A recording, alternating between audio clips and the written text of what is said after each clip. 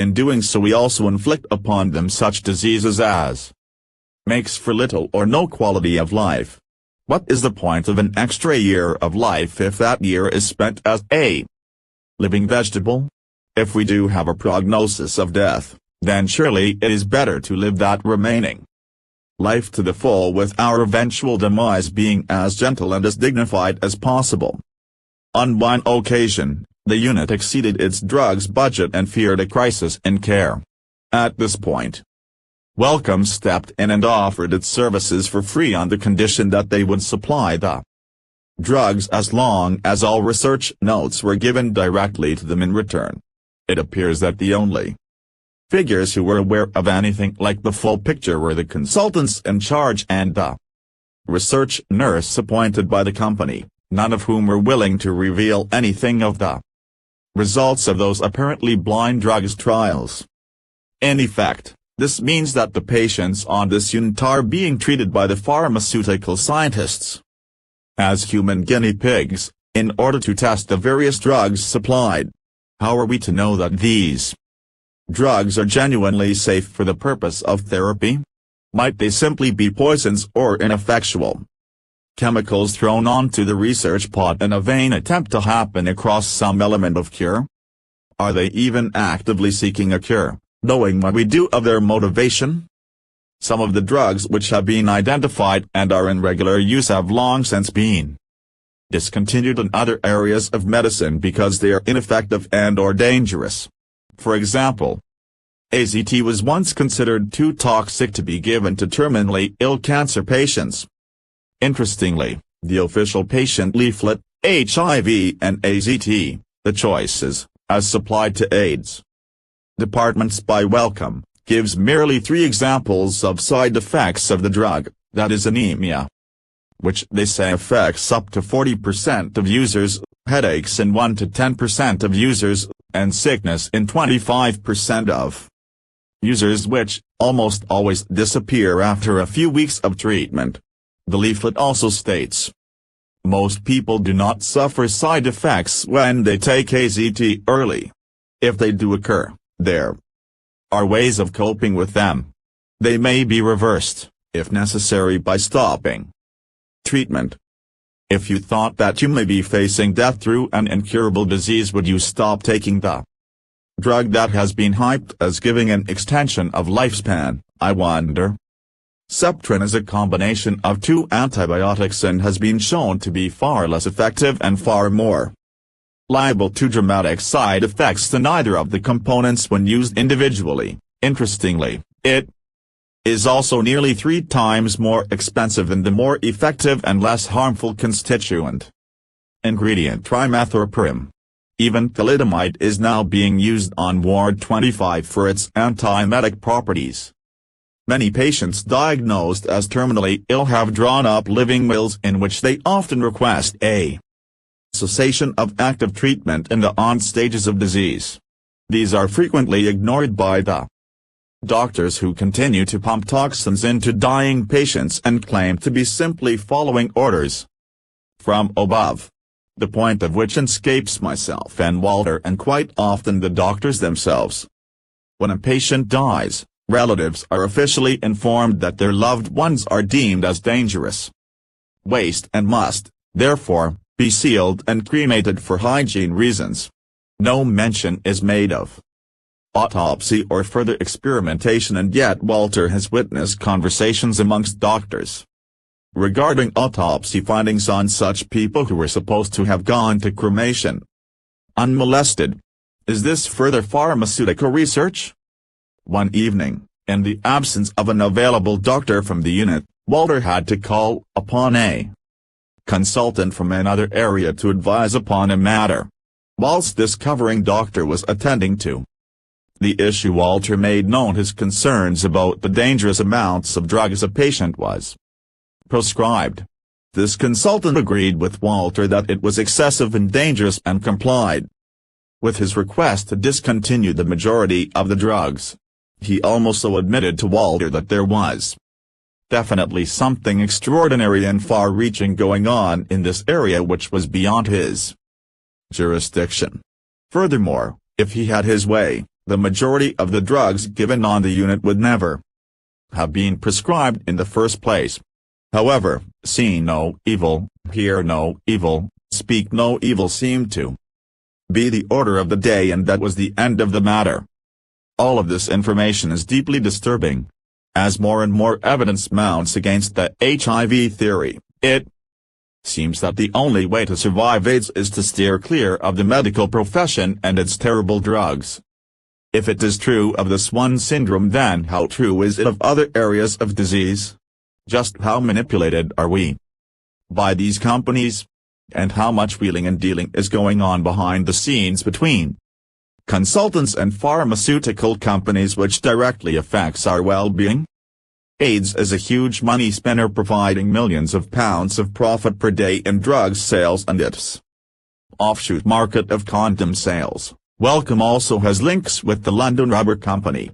It has instilled a fear in the heart of our society of free sexual expression and has given rise to much bigotry from the poorly educated, who see AIDS as a judgment from God or a punishment for active homosexuality.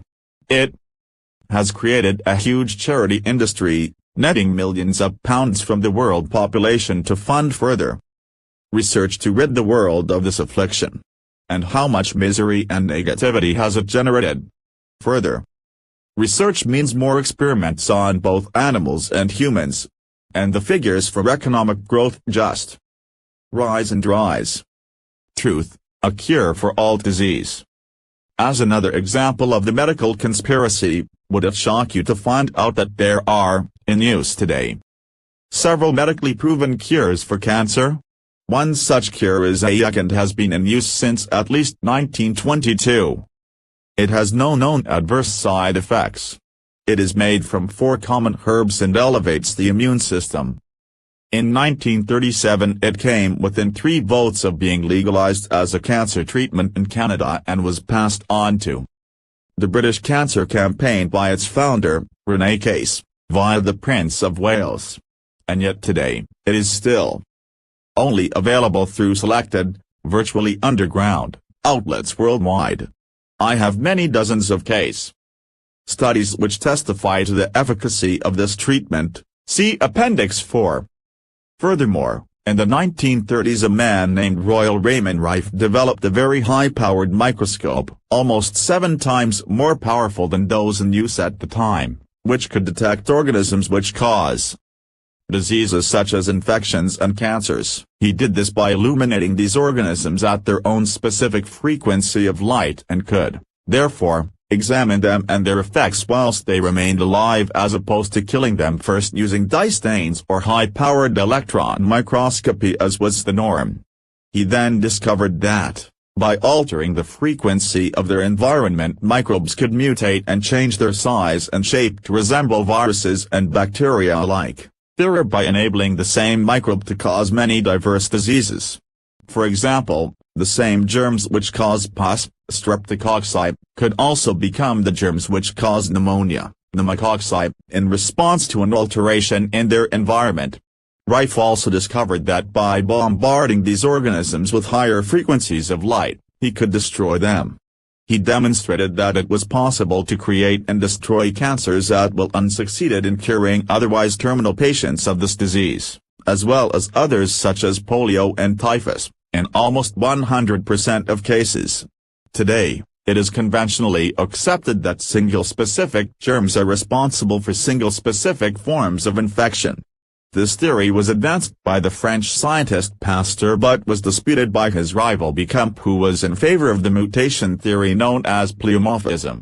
We are rarely informed in textbooks that, according to his co-worker, Dr. Duclos, Pasteur himself changed his mind and revoked his germ theory in favor of one closer to that of pleomorphism.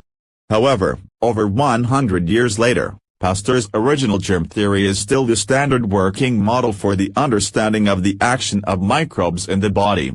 Many types of bacteria exist in a symbiotic relationship with our bodies all of the time and only become symptomatic once the physical body begins to deteriorate due to an unhealthy lifestyle. Bacteria are then free to scavenge the soil produced in the disease process, That is when the tissues degenerate to a similar frequency as the microbes, releasing dead organic matter similar to viruses upon which these microbes feed. Remember Wilner's definition of the HIV retrovirus? They then excrete this dead matter as waste products via the bloodstream, feces or other exudates such as mucus. The extent to which the bacteria can multiply is limited to the amount of soil upon which they have to feed and could not be capable of invading the body to the extent to which science would have us believe unless there was already an adequate food supply. Furthermore, as has been demonstrated in Rife's vibratory work, it is possible for these microbes to mutate into other forms and even to cancer-causing agents according to their environmental conditions, defined by the degree of concentration of waste products and the vibratory rate.